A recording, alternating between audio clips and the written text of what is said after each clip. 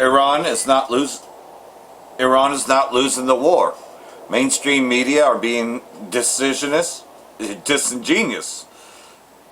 and like everything else, so it's being found out. Too many people are making home movies and saying, look, man, it's not going that well. So this is a live lesson that was done yesterday, GMS Chicago, and just going to get into this. Barak the Yahweh, Ba'Hashem, Yahweh Shai, Ba'Hashem Rakakadash. Double honors the elders and apostles of Great Millstone who are teaching this truth with sincerity, and shout out to Yakims out there in the four corners of the earth proclaiming this truth. Barak the Yahweh, Barak the Yahweh Shai, Ba'Hashem Rakakadash, and here it is, a live lesson, because we are constantly making videos about what's going on, and we're staying glued to the headlines. Right now it's a little bit slow on that, but that's just how wars are. But Iran is winning the war. Trump won't admit it, and he's definitely not telling the public that. He's about to draft people, and Apostle Tar is also going into that, but we're going to take a look at GMS Chicago with Elder Brother Malcolm leading. Grant to the Great Millstone here in Chicago. First and foremost, we want to give all praise, honor, and glory unto double honor to the apostles, double honor to the elder bishops. Salutation to all our fellow neighbors that do this work in truth and sincerity, risking their lives and their freedom to do so, now more so than ever. All right? And, it would be judges, the 144,000, which is the tabernacle of David, to be the new government here on earth, ordained from heaven, ordained in the scriptures, to be the new ruling class people on earth above all other people, above all other governments. There will be no other governments. Right? That's what's written in the scriptures. All right? And to the rest of the scattered elect that are scattered around the four corners of the earth, among the heathen that have the appearance of the heathen. This is not a black-only thing. All right? This is an Israelite thing, and the Israelites were scattered among all people. That is why the Lord is going to send the angels to pick out the wheat from the tares. All right? And to the few Aqua, the sisters of listening and learning, we say Shalom. And the title of this video is Iran is not losing. So, MSN is being very disingenuous with their reports. Basically, they're lying. All right? Disingenuous is just a fancy way of saying, why you lying, nigga? Gaslighting. So that we got a little bit of vocabulary. We're not just a bunch of dummies over. Yes. Yeah, absolutely. Sirach 12:10. Never trust thine enemy, for like as iron rusteth, so is his wickedness. Though he humble himself and go crouching, yet take good heed and beware of him. And thou shalt be unto him as if thou hadst wiped a looking glass. And thou shalt know that his rust has not been altogether wiped away. Yes, because when you watch the mainstream media here in America, you've been hearing these reports, and you would think this, if you were watching this Fox, CNN, and ABC, CNBC, you would think that America's just doing great. And the truth of the matter is, America has suffered trillions of dollars worth of damage. All right, they destroyed bases that cost trillions and trillions of dollars to build, and they completely annihilated. And there's a lot of death on the American side. They were trying to say 6 soldiers. No, dude, man, it could be in the thousands by now. There's no way that you can destroy that many. And now Iran is now hitting civilian targets. See, that was some shit that Israel started, right, and it was okay. And now, it got to the point where Trump was, trying to get on TV and boast like, well, we're not going to ask for a ceasefire. You already did. 4 days into this war, Trump realized they ran up on Iran, and Iran had hands. They ran up on, hey, nigga, I just want to talk. And that's no more window love. No more window love. And see, the last time that Iran tried to actually sit down to the table and have peace negotiations, America and Israel attacked them, bombed them. All right? Mm-hmm.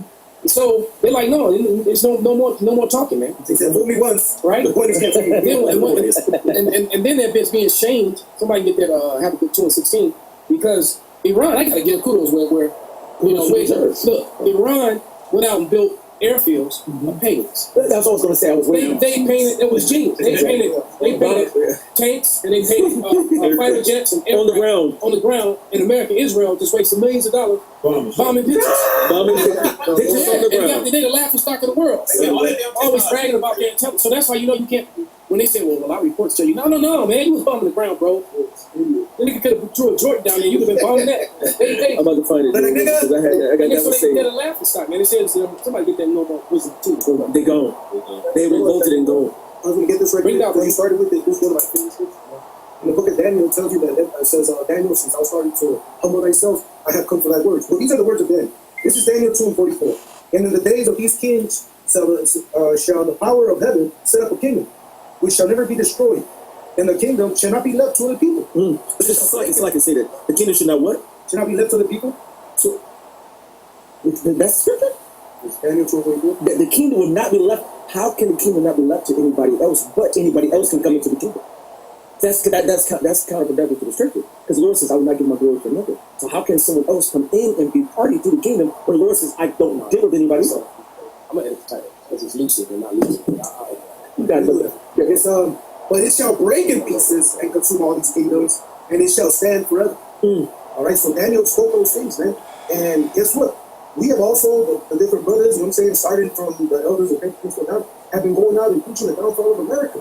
So if we're taking these precepts as lively in 2026, then guess what? The Lord is coming for the words of the destruction of Babylon. It's already written.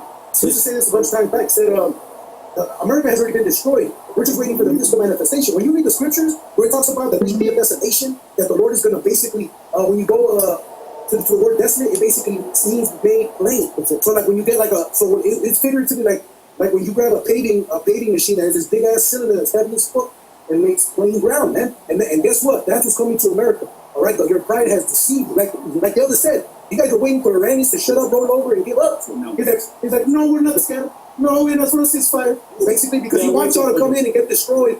And guess what, man? It says that the Carmenians shall run, the Arabs are going to go on your asses, man. They will. And I'm going to call for the one in English. Real quick, before we get there, let me play this before the spirit pass on it. Just to show you, I had pulled up the video of Iran against Israel, and I'm going to play it. This video is so embarrassing to Israel. They released it thinking they blew up an Iranian helicopter, but instead they wasted $1 million bomb on a painting. Look at the rotors, they don't even move, it's still there. It gets even better, how about these strikes on the fighter jets? They don't even move. Watch this right here, look at the front, it just stays intact. They're painted on the ground. The Israelis Americans are dropping $1 million bombs on paintings. This video is so embarrassing to Israel. They released it thinking they blew up an Iranian helicopter, but instead they wasted $1 million bomb on a painting. Look at the rotors, they don't even move, it's still there. It gets even better, how about these strikes on the fighter jets? They don't even move. Watch this right here, look at the front, it just stays intact. They're painted on the ground. The Israelis Americans are dropping $1 million bombs on paintings. This video is so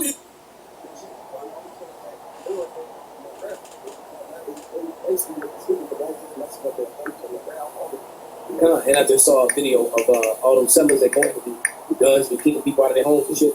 They're all fleeing, running from the gun. Yeah, because they get coming. Yeah, you can see them all fleeing.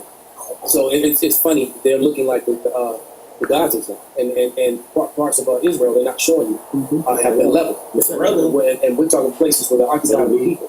In Tel Aviv, this video. all right, and and then what they're doing is they're promising 5 years of prison for any Israeli citizen that uploads images of what this happened. So they're really trying to, to control the narrative. The same way that Bibi got on TV Live and said, well, if you want our DNA, we'll give it. Then do it. Give every Israeli citizen. What about their DNA? They gonna duck and dodge this just like they did the fires. And this is why this war is going on because they're trying to cover up and get around those fires. It was great. Right? It was he was really cool. He ran across he said Iran. So he played on Iran situation. He had to get moved. He said I ran from the what you call it. And I was sitting there looking like, damn, we got a good play on words. You know what I'm saying? That was clever. It was very clean. You know what I mean? I got this. Okay, Go ahead, This is that Jeremiah 49 and 7. Concerning Edom, thus says Yahweh of hosts, is wisdom no more included? Is counsel perished from the prudent? Is their wisdom banished? Yeah. And they're not very wise in their decisions, man. They're doing things hastily, and they're making horrible mistakes. Okay, and we've been telling you, man, that these days and these things will come happen. And the Wadi Yahweh that they're here. The Wadi Yahweh that they're here now. Because we've all been patiently suffering and getting scoffed at, And I just saw a video with a dude walking by, giving a chick a look, and she got that disgusting look on her face, and they said, me walking by, because when all the conspiracy theories are proven true. So all the people who are in denial, because the only true conspiracy in the West, the truest conspiracy in the West is the truth being covered up. All right, because it turns out that almost every conspiracy is true or has truth behind it, and it's the ignoring of the conspiracies or avoiding them, which is a conspiracy. You're conspiring to to run from the truth or try to keep the truth from coming out.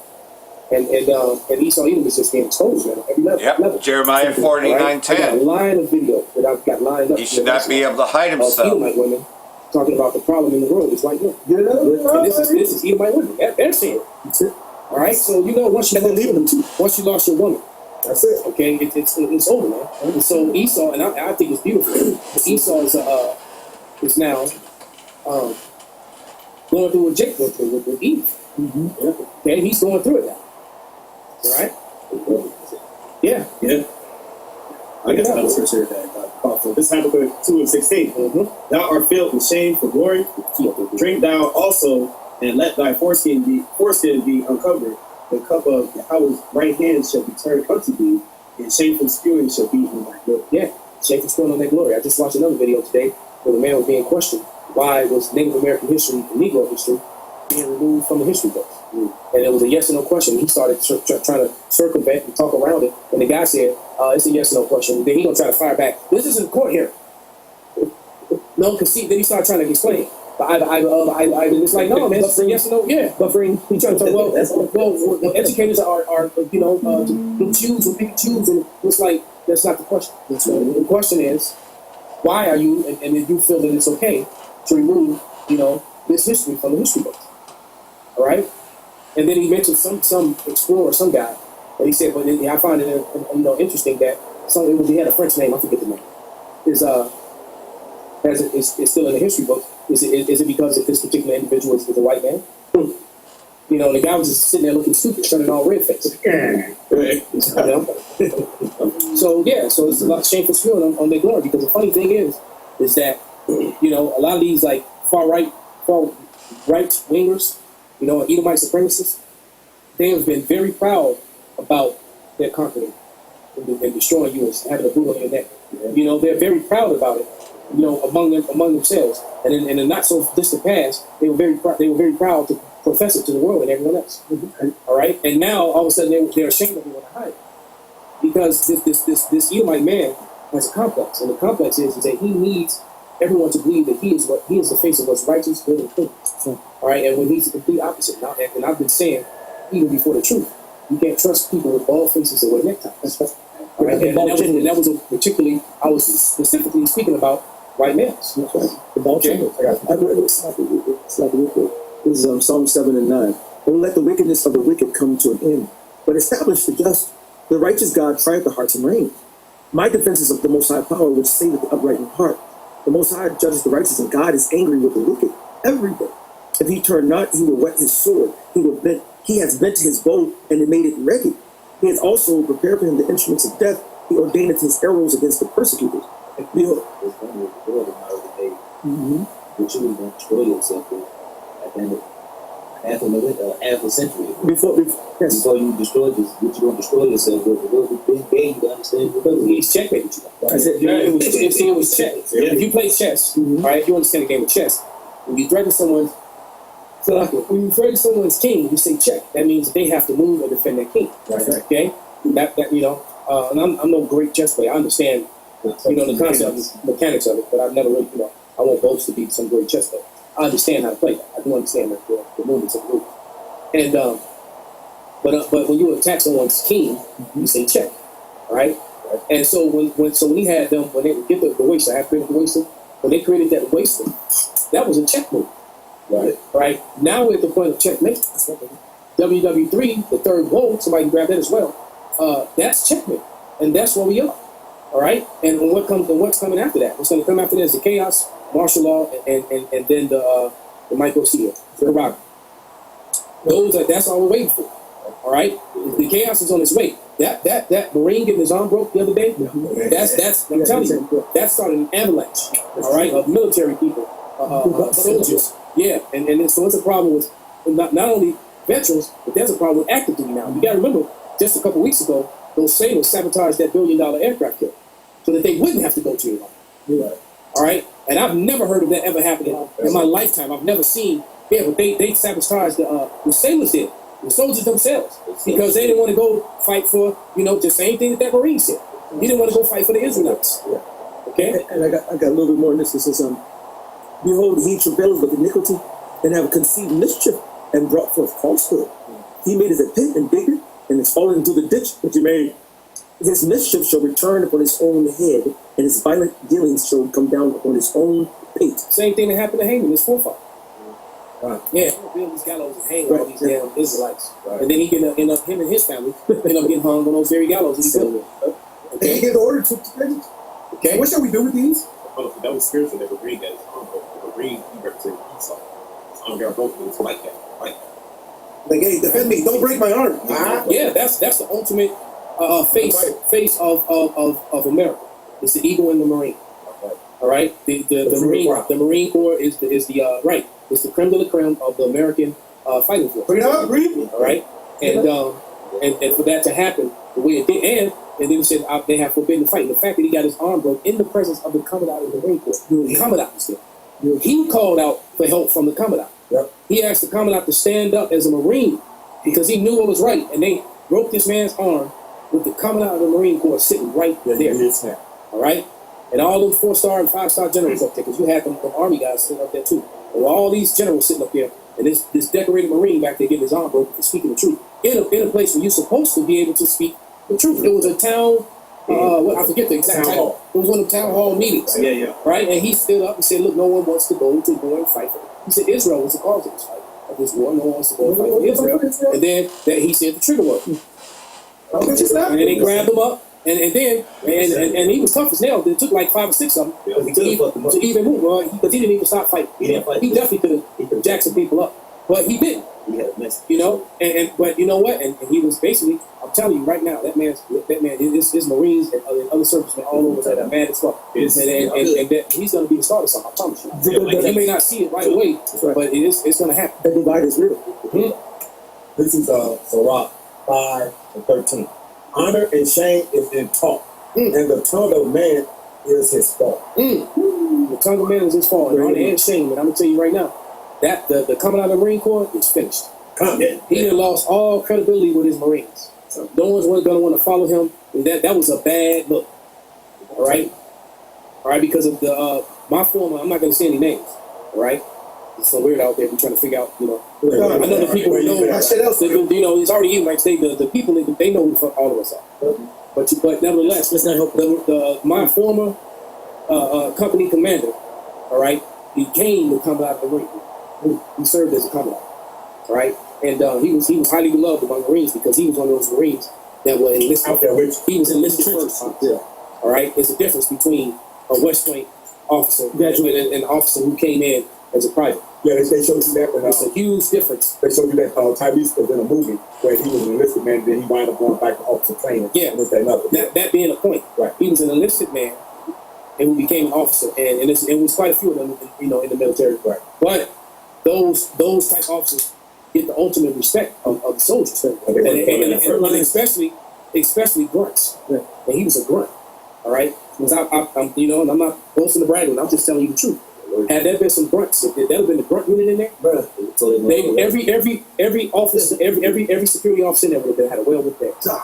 I'm gonna tell you right now, if that had been 3-7, and they did that to a Marine 3-7, there was other members of 3-7 there. All the security officers would have had a well with that. Because that would have happened in my unit when I was in. That would have went down. We'd all been in the brig. We all would have been in the brig. And our company commander would have been coming to get us out. Now you're happy. So what I'm trying to tell you is that company commander, he's done. He's done, and that was a really bad look for him to just sit there with straight head and be called out. And while this Marine, he called out to the commandant, and the female Marines were calling out to the commandant. Damn, they were so the women were like, "He's a Marine, he's a Marine, commandant." They were calling out to him. Why this dude back here getting his arm broke by the senator and the pussy ass larks. All right, it was funny. But it wasn't, and it was a very bad look for America. And the brother Barack from the LA camp sent me that the day he sent it to me at night, and I was like, I saw it, I was damn, and we had a little quick chat about it. And I went to sleep. I woke up in the morning, that shit had gone viral, and brothers was doing videos on it. People in the world was doing videos on it. Yeah, and I was real busy that day because I usually do my videos early in the morning, but I do them in the dark. But it's still dark out usually when I do my videos, but. I forget what was going on, but I had to wait and do it to that night. By the time I got to do my video, there had been, 5 or 6 videos done by brothers that I'm aware of already. All right, so I had to put my 2 cents. But what is all this going to lead up is to the sedition, and it's coming. Yeah, It's already there. It's just going to get more and more loud because you're having sedition amongst ranks that are already enlisted, that are already there. And the draft will be coming. Nero 47 is going to institute the draft order. He's already talking about it. And like everything else, though, more shit talking, right? People have to go to war because you got a shit talking president who can't keep his mouth shut. Just got to keep on, pumping up, right? Trump says Iran war will end very soon. Predicts lower oil prices. Wow. Because like everything else, though, he's letting you know, just like LBJ did years ago during Vietnam, that the war is going very good and it took a long, long time. President Trump at a press conference at his golf club near Miami, because he's going out playing golf just like George Bush did, predicted that oil prices had surged to above $100 per barrel due to fears that the Strait of Hormuz would remain effectively closed will drop. Trump spoke earlier in that day to Russian leader Vladimir Putin about the war which the U.S. and Israeli state began on February 28th. So like everything else, though, here's some of his lies, right? So you got to feed him lies from the tablecloth. It'll play. Won't play all of it, obviously. President Trump speaking after the Republican member issues conference in Miami before he heads back to Washington. Let's listen in. And I'd like to wish everyone a very good evening. And over the weekend, the United States military and the Defense Forces continued Operation Epic Fury very successfully. Over the past 9 days, we've carried out some of the most powerful and complex military strikes and maneuvers the world has ever seen. You're shooting you add that up to all of the other things, Midnight Hammer, getting rid of the nuclear threat from Iran, which was a big moment in history, in my opinion. All right, it's just nothing but gaslighting, pretty much. Is standing right over here. They said, they actually said we want to keep building. Essentially, in a real nutshell, we want to continue to build nuclear weapons. If we didn't knock out... Oh, boy! I'm not even going to fucking play. But you already get the fact that he's gaslighting, right? Many U.S. soldiers opposed to war against Iran. Gun scientist objector group says. Group says more military units have just been activated for deployment than the public knows about. Well, of course they're keeping it quiet. And there's going to be a draft. Non-profit that assists with conscientious objectors said its phone's been ringing off the hook. I think I read this before, but it's worth reading again. Phone has been ringing off the hook. A lot more units have just been activated for deployment, more than the public knows about. Center Conscious of War and Executive Director wrote on X. Middle East Eye reported last week that the U.S. was considering sending special forces into Iran, which got captured, by the way. But there's also been speculation of wider mobilization. Yeah, 100,000 troops have been deployed. This is a little older. Slovakia. Thought it was newer, but again, there's a lot of blackout on this war, so it's probably going to get a little quiet, but that doesn't mean that it's going good, because you already know that Iran has been fighting back and fighting hard. In fact, the Air Force and all these things that they claim to have blown up are still images, just as the elder brother Malcolm and the GMS Chicago camp had shown from videos that he received. India to the U.S., we don't need your permission to buy Russian oil. India has been walking a careful geopolitical tightrope, wanting to keep relations good on terms with the Trump administration, but also wanting to defend its energy sovereignty and decision-making.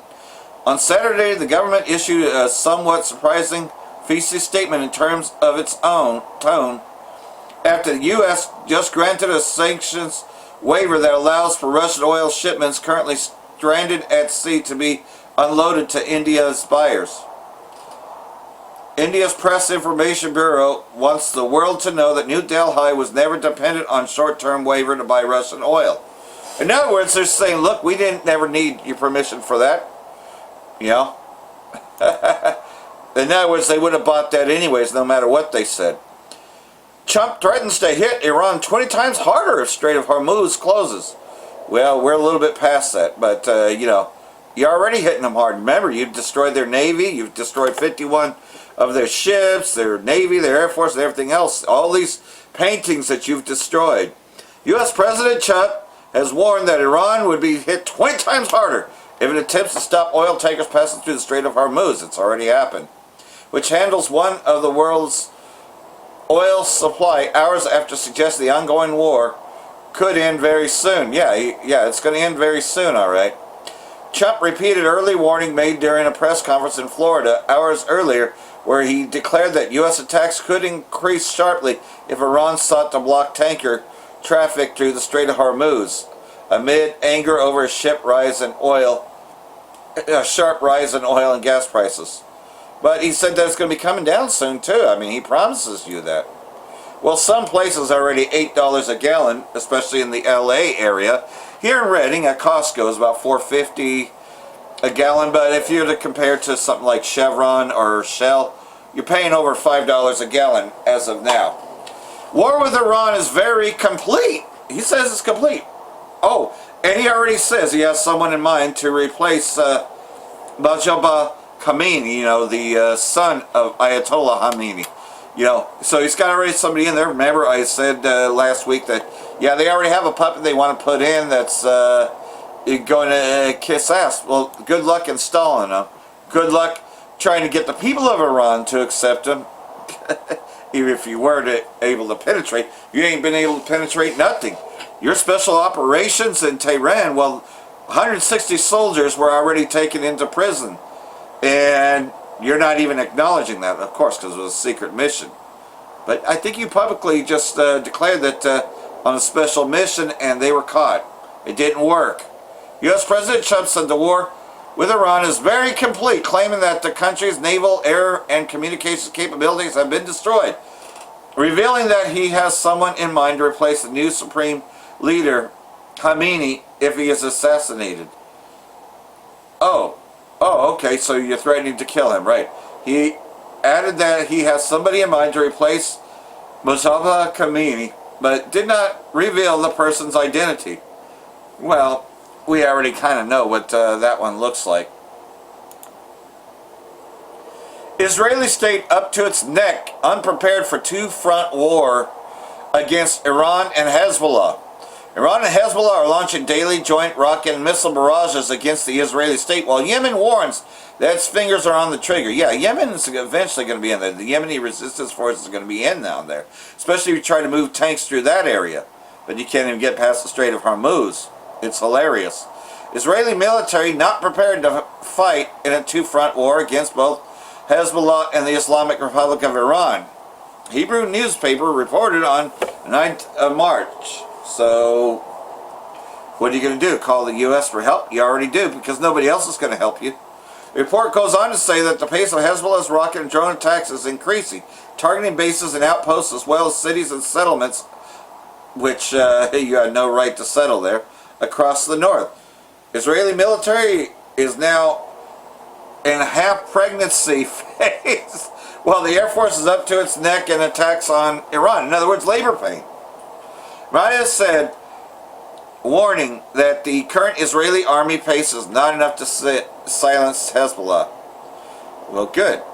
You know, it's good to see. And here's some of what obviously was allowed to be recorded. But this is what's happening over Tel Aviv and all the other areas.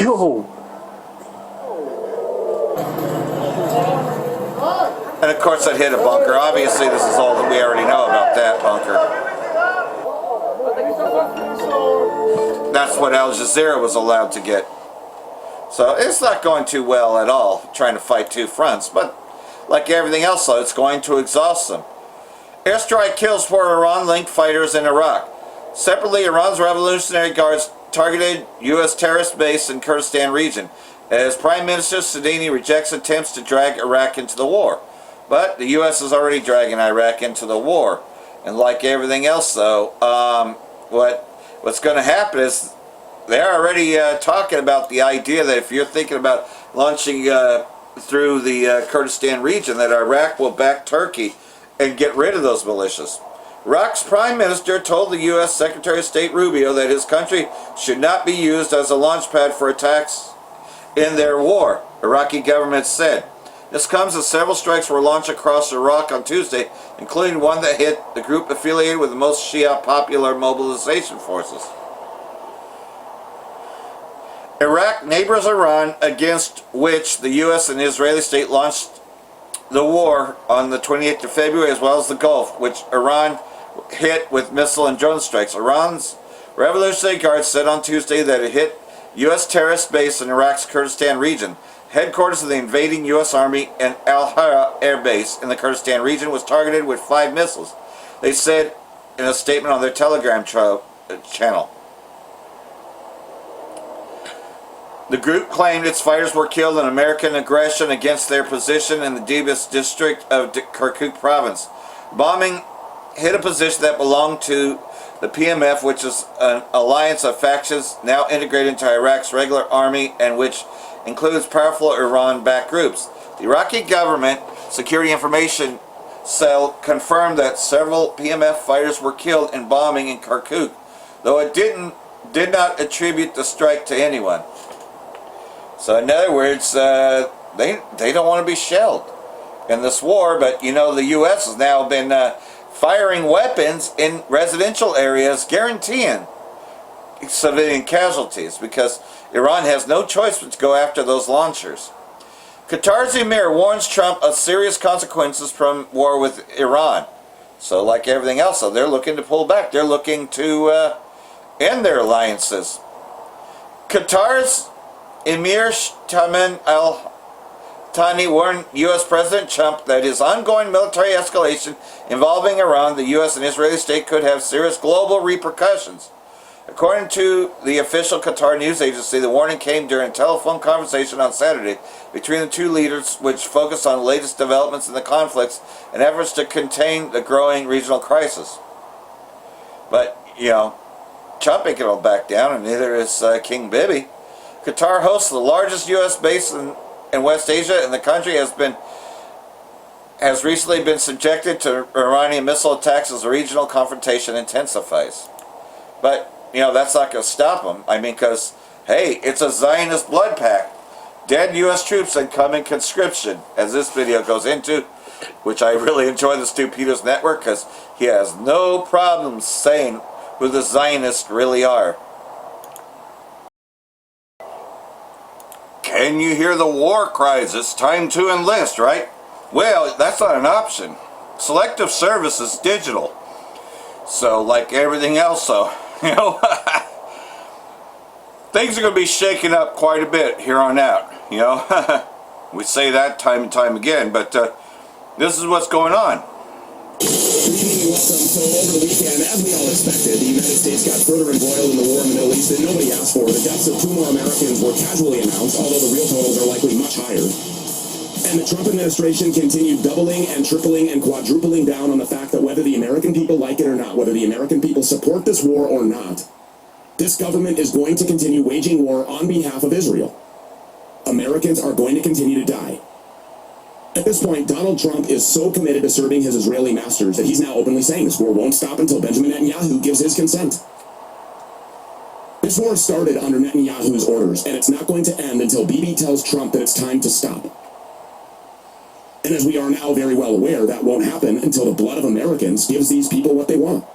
And what they want is the establishment of a Talmudic superstate called Greater Israel. They wear the patch on their arms. What they want is to ritualistically sacrifice heifers, play in their ashes, build the third temple, and usher in the Antichrist. This is the cause that Donald Trump serves.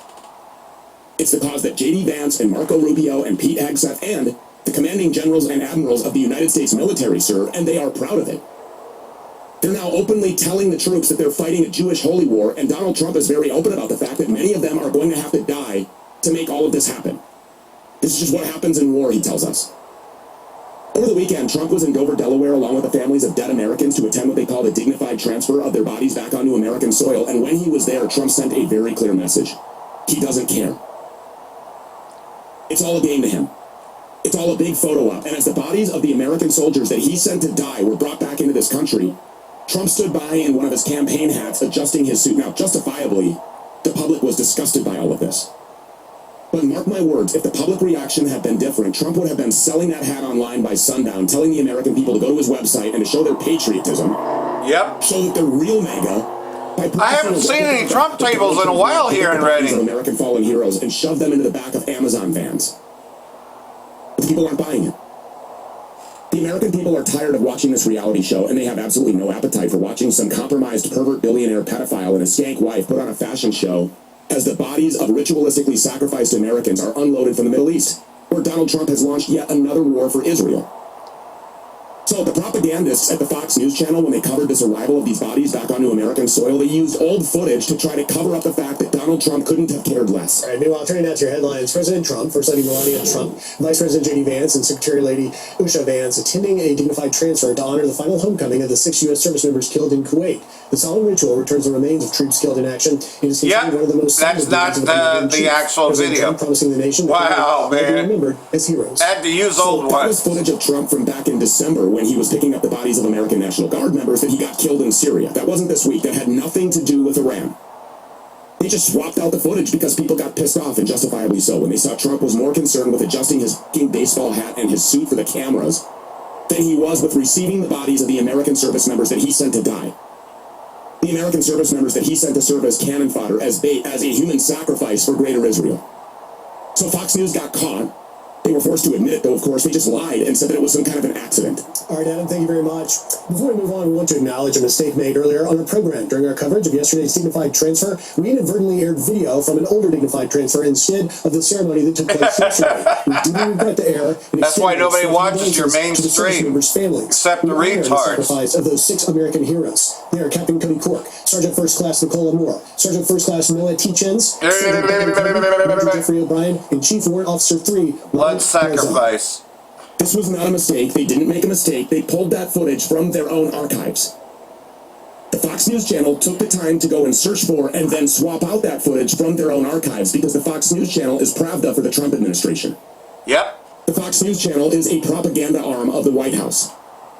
The Fox News channel and the Trump administration and the wider political establishment in D.C. have this revolving door where people just jump back and forth between pretending to be legitimate journalists and news reporters and news commentators to pretending to be legitimate members of a legitimate government.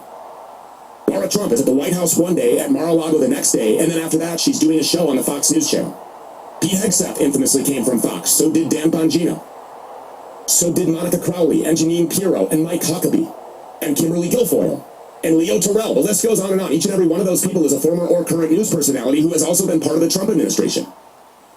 And then you could look at the current cast of characters over at Fox, people like Haley McEnany and Trey Gowdy, and you can see that the door just goes both ways. It is a revolving door between the Trump crime ring in D.C. and the news desk over at Fox. So of course they swapped out the footage. Of course they're going to lie about it when they get caught. They're trying to hold on to some semblance of legitimate journalism, but of course we're looking at an illegitimate media and an illegitimate war being waged by an illegitimate government. And speaking of this illegitimate media, these people, especially over at the Fox News channel, continue to tell us on repeat that the Iranians are just ecstatic over the death of the Ayatollah and that they're just waiting for the right moment to pounce, to rise up and overthrow the Islamists and establish an Israeli puppet state. Well, sadly, video footage from the streets of Tehran is telling us the exact opposite. The people there are rallying in massive support of the newly established government of Mujtaba Khomeini, the Ayatollah's son, who has come in to take his place. Hi everyone, I'm here live from the streets of Tehran. It's 3 a.m. right now and people have just heard of the news of the new Supreme Leader being elected. And I'm just going to show you the views from the streets of Tehran. Make sure to send this to Trump and his dirty, filthy media. So this is just a normal random street from Tehran. I'm not making this up. It's 8 March, 3 a.m. in the morning. People are out here and you can look at the crowd here, absolute massive crowd. Trump said that Iranians want to come out against the regime, and you see they're in unison of the regime, and all of these regime propagandists who have come out at 3 a.m. in the morning celebrating the election of Ayatollah Mujtaba Khomeini as their supreme leader. All right, so here's another snippet. I mean, you see something like this, and it reminds me of Star Wars. Ayatollah Khomeini, he could have escaped when they did bomb him. but he decided to stay because the people of Tehran were not able to evacuate, so he stayed even though that could cost him his life when the aggression started against Iran. He said, if my people haven't left, I will not leave either, while they're still in harm's way, in danger, just to save myself. Now, does that sound like an evil man? Which we know that's rhetorical, of course. How are they going to look at him? As a martyr. Somebody actually did die for the people of Iran. They're going to look at him the same way they looked at Mahatma Gandhi, who starved himself to death for the people of India, which, by the way, same race, Elam. They're going to see him as a martyr, as a selfless man and leader, and like everything else, what it did, it reminds me of Star Wars when Obi-Wan Kenobi says, if you strike me down, I shall become more powerful than you can possibly imagine.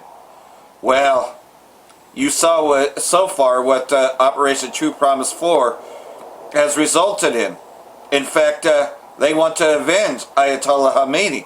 It had quite the difference there. They don't want an Israeli government, and they stand by everything Ayatollah Khamenei and his son, who is now the new Ayatollah, stand for, which is against Zionist supremacy, right?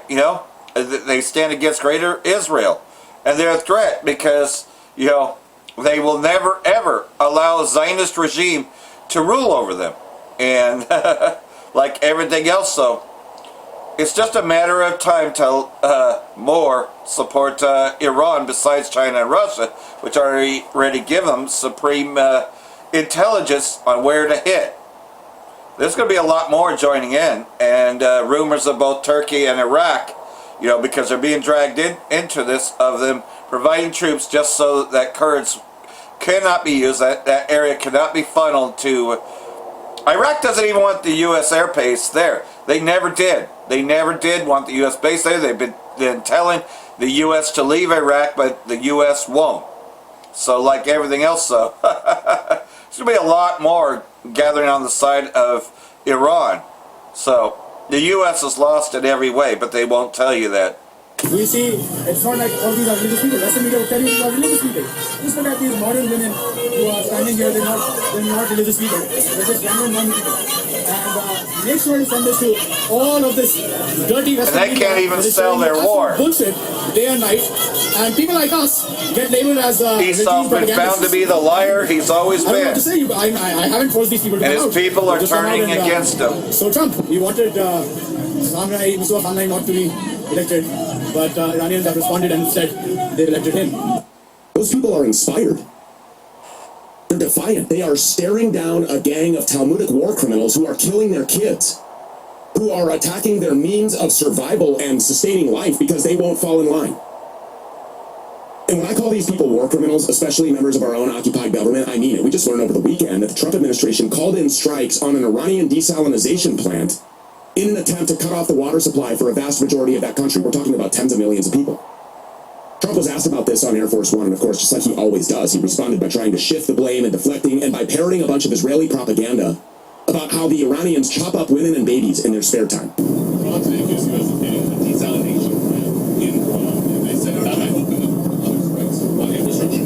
Must have also opened the door to other strikes against them. Yeah, they're among the most evil people ever on earth. They cut babies' heads off. They chop women in half. What they did, take a look at October 7th. Take a look at what they've done over the last 47 years. So I know nothing about a desalinization plant other than to say, if they're complaining about a desalinization plant, we complain about the fact that they shouldn't be chopping babies' heads off. Okay. What the hell is this guy even talking about? The only babies who are being killed right now are being killed by Israel and the United States. Donald Trump is the president of a country where millions of babies are murdered every year in a Talmudic Malachian child sacrifice ritual called abortion. Yep. Israel just spent the last 2.5 years committing a genocide on live stream in 4K. Starving children to death, dumping baby formula into the sea, slaughtering entire families, and then taking photo shoots wearing the underwear of dead little girls. Donald Trump and Pete Hegseth kicked off this war in Iran by ordering strikes on a girls' school and killing more than 160 kids. And then after that school was hit, when the survivors tried to escape to a prayer hall, when rescue workers and distraught parents started arriving to the scene, They hit the school again. A double tap strike, just like their Israeli masters carry out on schools and hospitals and mosques and churches all across Gaza and the West Bank and Lebanon. We actually have footage of an American bomb hitting the girls' school. Play the clip. Ooh. Ooh.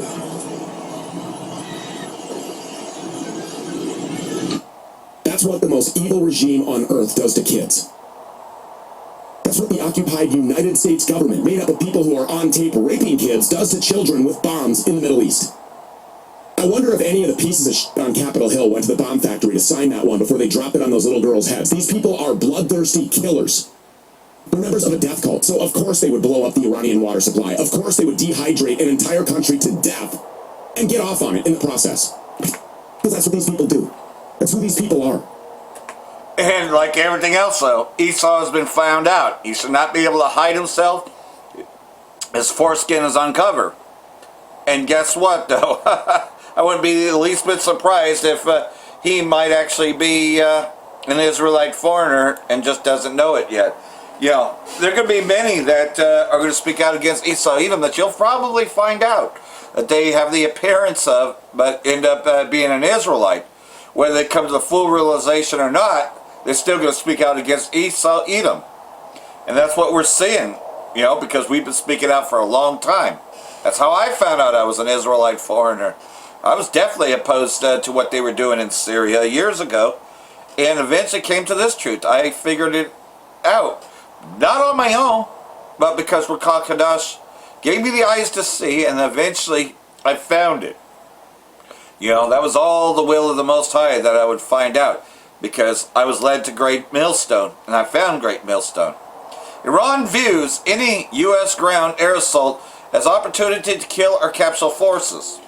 So, you know, like everything else, though, that's what it's all been about. Their retaliation has been against bases, against anywhere that they're launching attacks against Iran. We have been preparing ourselves for such a day for 20 years. Iraq, Afghanistan, Syria, and some of the other places have been good exercises on the ground for facing such an enemy, he said in a conversation with Press TV, because Iran was actually helping all those countries to try to hold.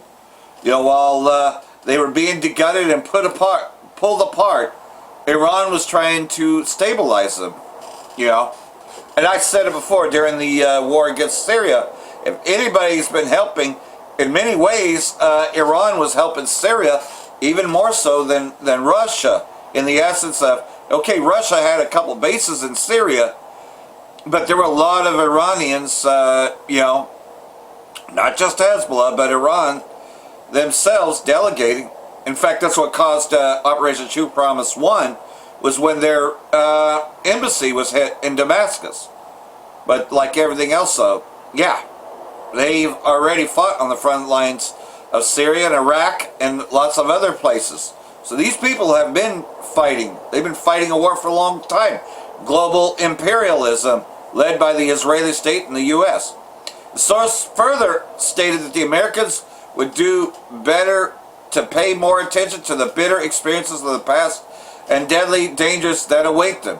The Trump administration officials have been toying with the idea of sending ground troops into Iran as the Israeli-American war against the country intensifies. So, like everything else, though. And the draft. He's going to be drafting, which we're going to be getting into that video that Apostle Tahar just put up on the subject. Dozens reportedly killed in Tehran as Trump threatens Iran with more death. The U.S. president said Babylon could strike the country 20 times harder if it stops the flow of oil through the Strait of Hormuz. So you've already been hitting them. You've been shooting at water supplies. New wave of U.S.-Israeli strikes have killed at least 40 people in Tehran, with the overall civilian death toll in the conflict on the Iranian side exceeding 1,300, according to local media and officials. U.S. President Trump has threatened to strike Iran 20 times harder if it continues to block the strategic Strait of Hormuz in retaliation for the strikes. He also said Iran made a big mistake in selecting Mojtaba Khamenei as a supreme leader following the assassination of his father, Ayatollah Khamenei. The IDF has threatened to assassinate anyone who takes the post, which Donald Trump just goes right along with. Global oil prices briefly surged to nearly $120 per barrel on Monday before slipping back below the $100 mark. Trump has dismissed the spike as a very small price to pay for the war against Iran, which they're not even being honest about how many men that they have killed on their side that got killed, which we already know that on the U.S. side it's definitely over 1,300 as well, because Iran's been hitting back hard, but they're never going to tell the people that. They won't even acknowledge the POWs of their operation. Yeah. And like everything else, though, they will be tried before an Iranian court, and most likely death will be their penalty for that. They will be facing death for what they've done, you know. But like everything else, though, of course, the U.S. will spin and say that they were hostages, if they had a chance to, that is. They're not even acknowledging that operation. U.S. seeks Iran's oil to dominate world energy, warns Tehran as U.S.-Israeli aggression continues. Well, of course. They want Iran back. They want everything to go back to the way it was in the 50s, controlling Iran and having that whole area. Trump and Lindsey Graham says the U.S. has a lot to make for money, you know, because like everything else, though, it's always been about the oil. The article published on Monday, endorsed by the White House press secretary, came more than 2 months after the U.S. kidnapped Venezuela President Maduro in military onslaught that paved the way for D.C. to seize oil reserve from the oil-rich country. U.S. President Trump has taken the shackles off the American oil and gas industry. The United States now controls the rebuilding of Venezuela's energy industry. If the United States can develop its oil sources, the article read, you know, and like everything else, though, that's what they want. They want all the oil. That's what Trump's in it for. He even said that during his terrorist operations against Syria, that we have the oil and we're going to keep the oil. And like everything else, though, you know, this leads me to Apostle Har's video, which I'm going to play some of. As you know, I only play excerpts from certain videos. You can watch the videos in full, you know, if you hadn't already, you know. And, you know, just like everything else, though, you know, everything's coming back on Esau, you know. His foreskin is uncovered, you know. He should not be able to hide himself, you know. Everybody sees him for who he is. Everybody knows that things are not going so great for Esau, because he just keeps on taking. His greed cannot be satisfied. Jeremiah chapter 49, verse 8. Turn and flee, take up refuge in remote places, you people who live in Dedan. For I will bring disaster on the descendants of Esau. I have decided it is time for me to punish them. And so that's what the Most High is doing. He's using this war, and he's, you know, you know, this is the Most High's plan, to destroy Esau, Edom once and for all, in the valley of Jehoshaphat. If grape pickers came to pick your grapes, would they not leave a few grapes behind? You know, and like everything else, though, is that what Esau does? No, he steals everything. If robbers came at night, would they not pillage only what they needed? You know, but, you know, again, you know, Esau is going to exhaust everything that it has stolen. You know, it's already saying that it's $1 billion a day. You know, so that's like $11,000 a second that this war continues. And I will strip everything away from Esau's descendants. I will cover their hiding places. Well, is their bases not exposed? So they cannot hide. Their children, relatives, and neighbors will all be destroyed. Not one of them will be left. You know? So, pretty much, though, it's a wrap. A lot more killing is going to happen. Leave your orphans behind, and I will keep them alive. Your widows can depend on me. And you're seeing, just as the first video talked about, you know, that these women of Esau, Edom, they're turning away from Esau. The Most High says, if even those who do not deserve to drink from the cup of my wrath must drink from it, do you think you will go unpunished? You will not go unpunished, but you must certainly drink of the cup of my wrath. You know, and that's what's happening. And it's going to end in nuclear war, but before that, Esau's going to usher in the MOTB. They're going to mandate it, just like selective service is. You're automatically in it, you know, especially those 18. You're already digitally signed for it, so they're going to be taking away a lot of children to go fight this war. That those that are already in the service don't even want to fight either. For I solemnly swear, says the Most High Yahweh, that Basra will become a pile of ruins.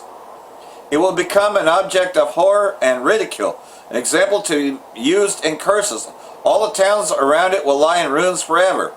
And that's talking about the nuclear destruction that's coming to Esau Edom. So hopefully all this has been edifying. Got one more here from Apostle Tahar. And for that I want to say Bracha the Yahweh, Bracha the Yahweh Shai, Ba'Shem Rakakadosh, Wa Abba Babal. Brakatam, Jehovah Olek, Shalom.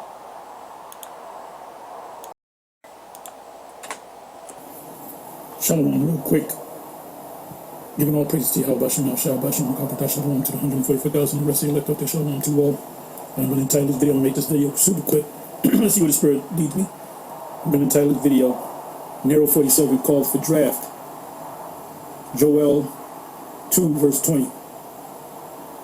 And there's all kind of precepts that's in my head right now, dealing with, war, the prophecy of this end times war, Armageddon, Valley of Jehoshaphat, whatever you want to call it. Let the weak say I am strong. Revelation 17 from 12 on down. The NATO and EU nations dropping fire on this place. Russia, Ezekiel 38, of course. Jeremiah 49, 50, and 51.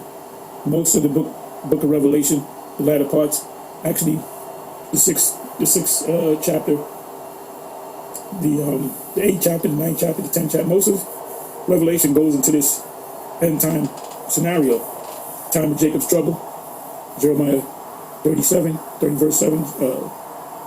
Daniel, even the scholars say they equate the time of Jacob's trouble, Jeremiah 37, with Daniel 12 and 1. Matthew 24. Tribulation. And the Messiah called for tribulation. He's talking about Daniel 12 and Jeremiah 30 verse 7. Isaiah 14, the latter verse, talk about this destruction. The cockatrice, fiery flying serpents. Isaiah 13, that whole chapter, which is a short chapter, relatively short, that's dedicated to the destruction of this place. Isaiah 34, that whole chapter dedicated to the destruction of this place. Revelation 18, that whole chapter is dedicated to the destruction of this place. Habakkuk 2.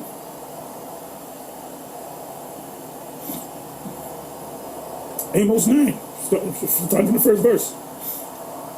So, anyway, he called for a draft in a roundabout way. When you call for a draft, that means you're going to be dug in deep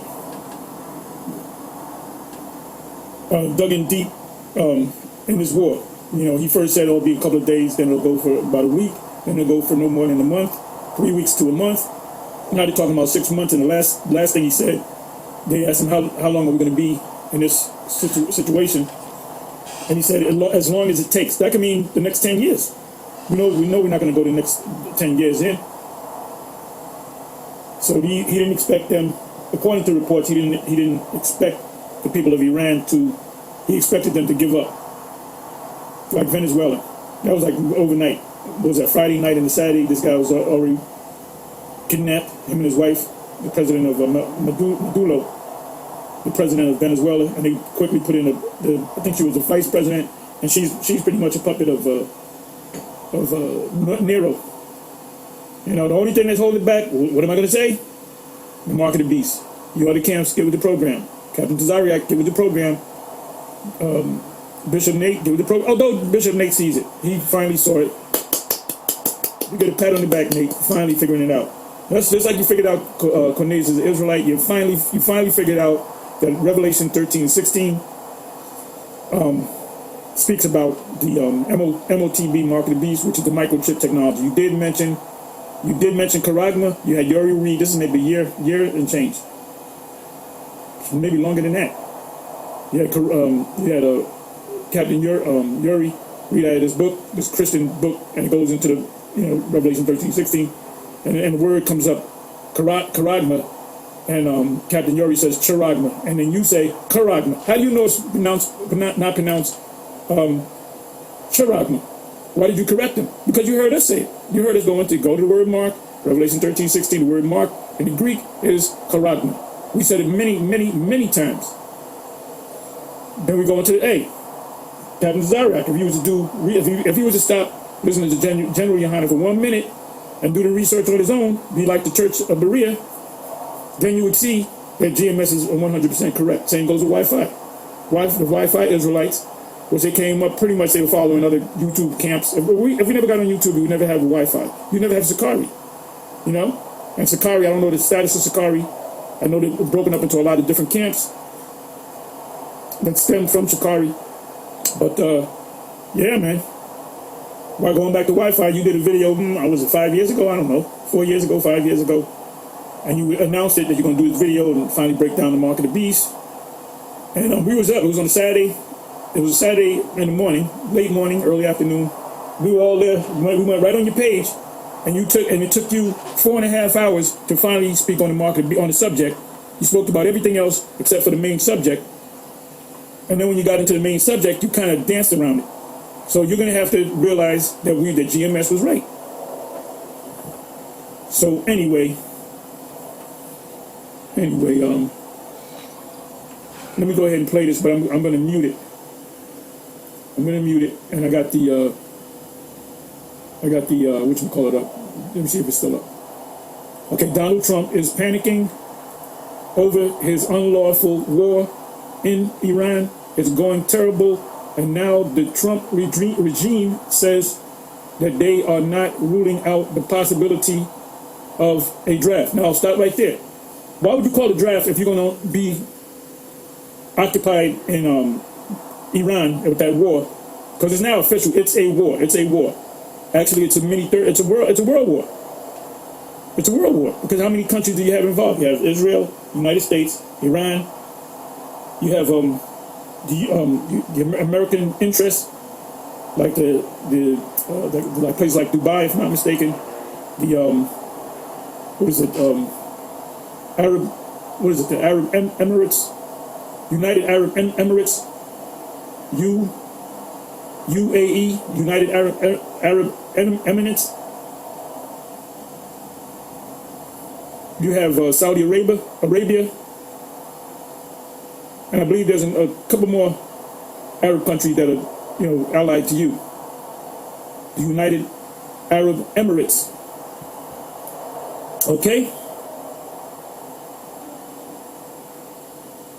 So it says that they are not ruling out the possibility of a draft. Donald Trump's chief propagandist, Caroline Levitt, went on state regime media. By the way, she'd be a good concubine. I got to admit, the girl looks fine. The Edomite is fine as Edomite. I just got to admit that. Which calls itself Fox.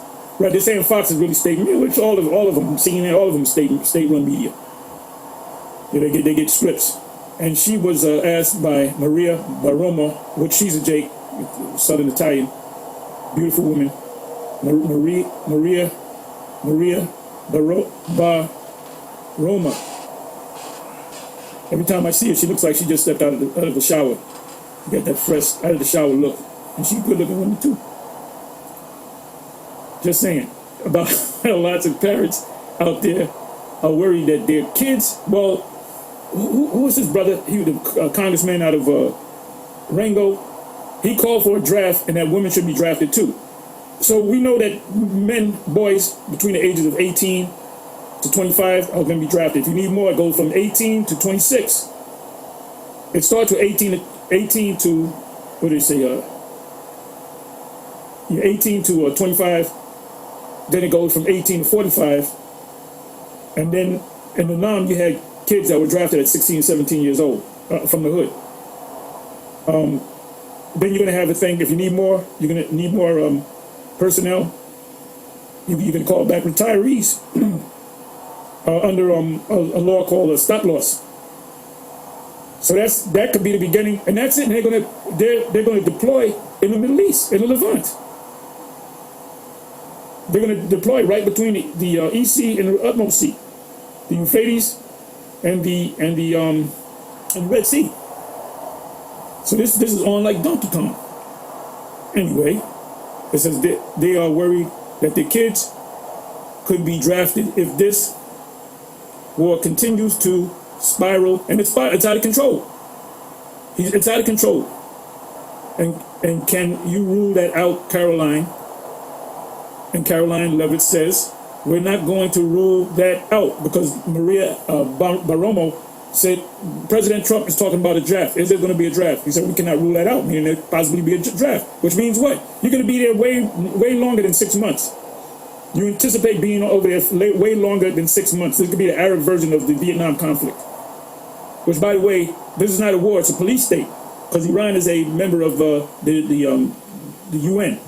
UN is crap. It don't mean shit. The UN was established to stop wars. That's it. No more wars. With the coming together of League of Nations. League of Nations, by the way, came together and it got disbanded because of World War II. They said, wait a minute, you brought the League of Nations together to stop world wars, and here you got World War II. So after World War II, I believe it was 52, if I'm not mistaken. I got to look up. Somebody do the math. The UN, when was the UN founded? They founded the UN, which is the League of Nations all over again. They just changed the name, polished it up. The UN was set in order for no more wars. But guess what? From the founding of the UN until now, how many wars have you had? You know? Scripture say Matthew 24, wars and rumors of wars. I'm preaching to the choir. Because one of the great things about Donald Trump is he doesn't rule out the draft with his unlawful war against Iran. He doesn't rule out ground forces and invasions. He hasn't ruled out anything. And as this war spirals out of control, as the markets are tanking, and I've been watching CNBC. I got gas. What was it, yesterday? Yeah, I got gas yesterday. Went to the gas station. I normally go one of two or three that I go to. The Indian guy. I saw him. I believe it was. I think it was Friday last. It was maybe Wednesday last week. The war was already, played out. In high gear, and the gas was $2.95. And the last time I did it was maybe a week ago. It was about $2.75 around there. So I said, watch, the next time I come back, it's going to be way over $3. I figured it was going to be $3.05, $3.10. It was I believe it was $3.29, $3.30. There's some places that gas was $3.49, $3.50. So pretty much gas has not quite hit $1. In a couple more days, if not today, it will most likely be $1 more to get a gallon of gas. But what I did was, this is what I did. I normally get the premium. Premium didn't go up at all. So I said, wait a minute, let me get the premium. It's a little bit more than the regular, but the premium is a better quality of gas and it burns slower. Therefore, if you get a tank full of, you guys that are mechanics, you can tell me, you can chime in. And a limousine driver told me that. He said, look, I only use premium because if I put a full tank of premium in the tank compared to a regular, I go way further because the gas burns slower. So in the long run, you better off with high test, or you can mix it. But for now on, I'm getting high test, man. Getting high test. That we used to call it high test. It's premium. That's when you had leaded gas, no lead, high test. As the markets are tanking, as the price per. Now the best time to invest in gas and oil was about 2 weeks ago. You've been good now. You're a multi-billionaire. You invested $20 billion. Shit. If $20 billion, you now worth double that. That's how these devils become rich overnight. Barrel of oil surges right now to record highs as we have the biggest shock in world history right now. This is what Caroline Levy had to say here. Let's play the clip. Right, that's when she says it. Like I said, she's an Israelite. She's just a fine ass white woman. That's why I say nothing wrong with it. Let somebody that look like you might come rubbing against me like that. She going home with me. I'm just telling you the truth, man. you know. But she a Jake. She's Southern Italian, and she's spunky too. Okay, so it says interest exchange on Air Force One over the weekend. Caroline, I want to get your take about this idea of troops on the ground. Mothers out there are worried that they're going to really worry when they draft, if they draft your daughters, that we're going to have a draft that they are going to see their sons get, and daughters possibly get in, and daughters get involved in this. What do you want to say about the president's plan for troops on the ground?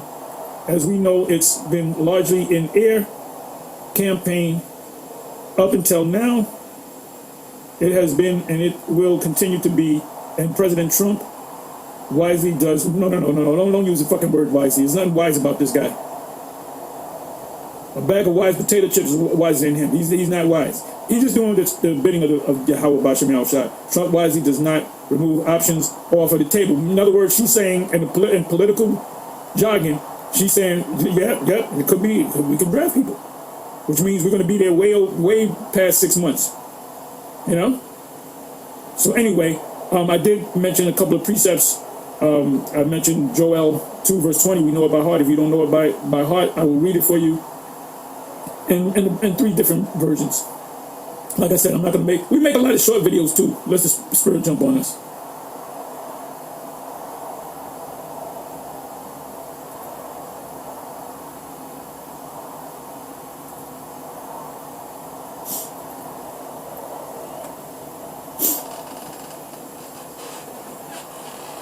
Let me see, Joel.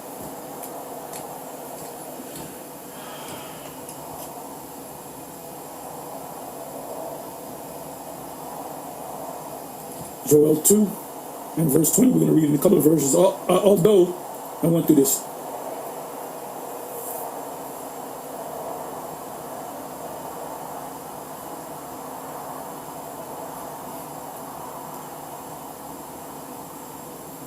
But I will remove far off from you the northern army, that's America, and will drive him into a land barren and desolate, with his face toward the east sea, Euphrates, and his hinder part toward the utmost sea, Red Sea, and his stink shall come up, and his ill savor shall come up, because he. Now, in other translations, the he have done great things is the Most High. The he is supposed to be the Most High.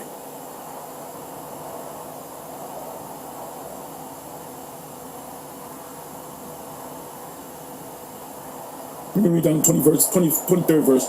Be glad then, ye children of Zion, and rejoice in Yahweh, your power, your God, for he hath given you the former rain moderately, and he will cause to come down for you the rain, the former rain and the latter rain in the first month. The former rain and the latter rain is talking about the Feast of Weeks, which you have 2 Feasts of Weeks. You have one right after Passover, then you have one at the end of summer. That's called the ingathering. So you had 2 of them, but the Lord focuses on the one. And the floors shall be full of wheat. Exactly. That's the kingdom. After this army is completely and utterly destroyed. I'm preaching to the choir. So anyway, let me do this. Let me go ahead and just read it. Let me just read it in the ESV. Let's see what the ESV says. Like I said, we do a lot of reviewing of things that we taught. We do a lot of analyzing, psychoanalyzing the scriptures, filtering these current events through the scriptures. So anybody that's new that wants to know, well, could you do a whole breakdown on Joel 2? Of course we can. Just ask. Don't say, I don't want to take it. No, that's our job. You can ask what you want to ask. If you think it's a stupid question, there's no such thing as stupid questions most of the time. But there are such things as stupid answers. So if you say, well, look, I want you to read, what about the first verse of Joel 2? You know, what about I got to do a whole breakdown. I did Joel 3.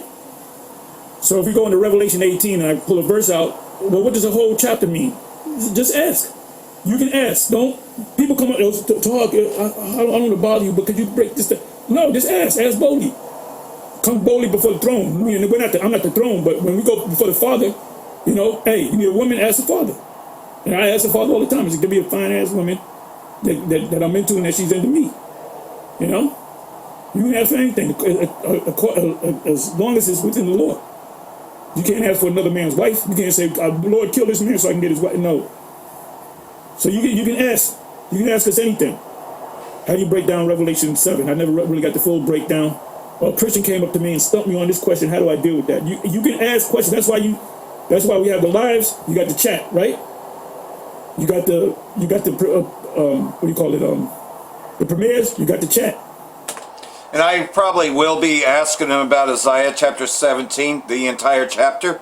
You know, going into Damascus and all that, because I don't want to be wrong about it. I just look at the chain of events of Damascus being destroyed and dragging everybody into the nuclear war part of it. And I'm not, you know, I would love to have Apostle Har's take on it, so I'm going to ask him, and hopefully there'll be a video on that as well. You know, because we're in the times now where Damascus will be consumed by destruction, right? And it, you know, from what I've read both in Jeremiah 49 and in Isaiah chapter 17, is that at that same time, Babylon the Great also gets destroyed. You know, and it looks like the Lord of hosts has rushed the battle. I talk about this all the time, so I just want to make sure that I'm teaching correctly.